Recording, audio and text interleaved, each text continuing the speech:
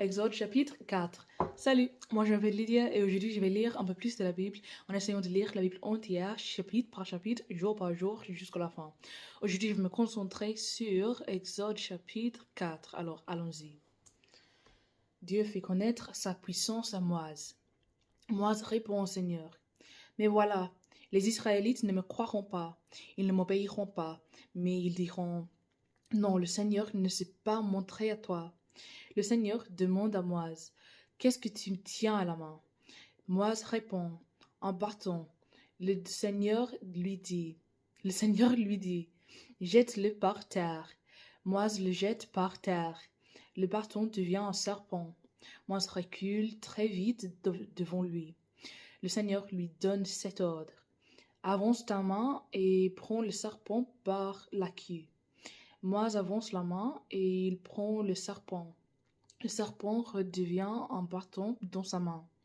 Le Seigneur dit, cela prouvera que je me suis montré à toi, moi, le Seigneur, le Dieu de leurs ancêtres, le Dieu d'Abraham, le Dieu d'Isaac et le Dieu de Jacob. Le Seigneur ajoute, mets ta main sur ta poitrine. Moïse fait cela.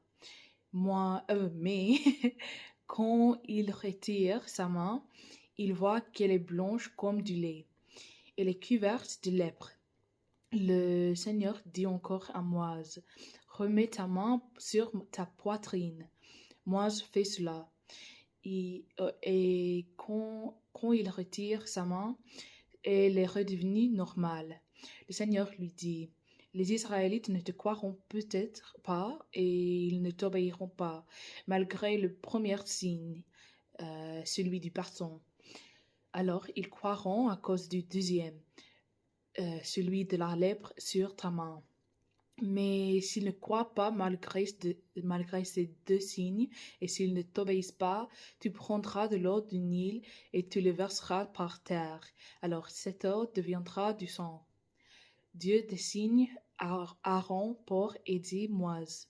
Moïse dit au Seigneur, ah Seigneur, excuse-moi, je ne sais pas parler.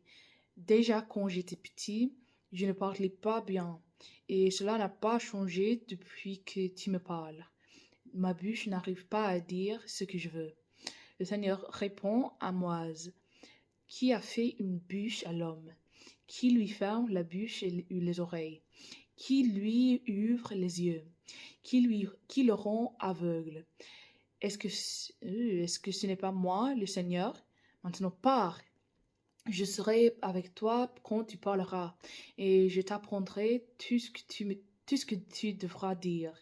Moïse dit, oh Seigneur, Seigneur, wow, excuse-moi, envoie quelqu'un d'autre. Alors le Seigneur se met en colère contre Moïse. Il dit, et ton frère Aaron, le Lévite, il parle bien, lui, je le sais. Le voici, il vient déjà à ta rencontre. Quand il te verra, son cœur sera plein de joie. Parle-lui et dis-lui ce qu'il devra dire. Oui, moi, je serai avec vous quand vous parlerez et je vous montrerai ce que vous aurez à faire. Aaron parlera au peuple de ta place. Il sera ton porte-parole. Et toi, tu seras pour lui comme un Dieu. De plus, tu tiendras ce bâton dans ta main. Avec lui, tu feras des choses étonnantes. Moïse retourne auprès de son peuple en Égypte. Moïse retourne auprès de Jéthro, son beau-père. Il lui dit, je dois partir et retourner vers mes frères hébreux qui sont en Égypte. Je veux voir s'ils sont encore vivants. Jéthro lui répond, va en paix. Le Seigneur dit encore à Moïse au pays de Madian, oui, retourne en Égypte.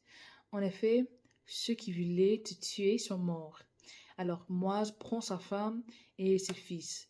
Il les fait monter sur un âne et il retourne en Égypte. Dans sa main, il tient le bâton que Dieu lui a dit de prendre. Le Seigneur dit à Moïse, je t'ai donné le pouvoir de faire des choses extraordinaires. Quand tu seras retourné en Égypte, n'oublie pas de les faire devant le roi de ce pays. Mais moi, je fermerai son cœur et il ne laissera pas partir les Israélites. Alors tu lui diras de ma part, voici ce que moi, le Seigneur, je t'annonce. Le peuple d'Israël est mon fils aîné. Je t'ai commandé de te le laisser partir pour me servir, mais tu refuses. C'est pourquoi je vais faire mourir ton fils aîné. Au cœur du voyage, pendant le repos de la nuit, le Seigneur s'approche de Moïse et il cherche à le faire mourir. Séphora prend aussitôt une pierre coupante. Il circoncit son fils et touche les pieds de Moïse avec la peau qu'elle a coupée. Puis il dit, tu es pour moi un mari de sang. Alors le Seigneur s'éloigne de Moïse. Séphora a dit mari de sang à cause de la circoncision. Le Seigneur dit à Aaron, va dans le désert à la rencontre de Moïse. Aaron part. Il trouve son frère à la montagne de Dieu et l'embrasse. Moïse rapporte à Aaron les ordres du Seigneur, toutes les paroles que lui, Moïse, doit dire de la part du Seigneur et les choses extraordinaires qu'il doit faire. Ensuite, tous les deux vont réunir les anciens du peuple d'Israël. Aaron répète toutes les paroles que le Seigneur a dites à Moïse, et il fait les choses extraordinaires devant le peuple. Le peuple est d'accord avec ce qu'il dit. Les Israélites comprennent ceci. Le Seigneur va les aider parce qu'il a vu leur souffrance. Alors ils se mettent à genoux pour adorer le Seigneur. Alors, merci de m'avoir écouté aujourd'hui et de lire la Bible avec moi et aussi de supporter mon accent, ma prononciation, ma vitesse et mes erreurs. De toute façon, merci et que Dieu vous bénisse beaucoup aujourd'hui et demain. Salut! J'espère vous voir demain. Salut!